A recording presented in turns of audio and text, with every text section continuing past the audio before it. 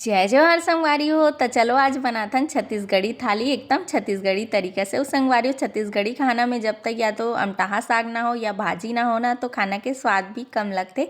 तो आज हमन बनाथन मुरई और गोलिंदा भाटा के अमटहा साग और साथ में मही वाले मिर्चा और आलू के चिप्स। तो पहले हमन साग ला बनाथन, जेकर बर में कढ़ाई में तेल डाल के सरसों फोरन डाल के बोद को मिर्चा और कच्चा मेथी के फोरन डाले हो। ओकर बाद में डाल दे हो मुरई ला हल्का से भूंजे के बाद भाटा ला डाले हो। भाटा ला संगरा भूंजाथन और थोड़ा से में लहसुन ला कुचर के डाले हो। अपन फोरन में डाल सकते हो। जब दोनों साग अच्छा से भुंजा गए ना तो हल्दी मिर्ची धनिया पाउडर डाले हो और मसाला भूंज के टमाटर नमक डाल के गला ले। ओकर बाद में मही डाले हो, ज़रूरत के हिसाब से पानी डाल के अच्छा से मैं पका ले हो। आखिरी में धनिया पत्ती डाल दे हो। साग चूर के तब फिर मैं आलू के चिप्स भी तल ले हो और मिर्चा ला भी तल के निकाल ले हो। ओकर बाद में लगा ले हो हमर छत्तीसगढ़ी थाली और ये तैयार है वे।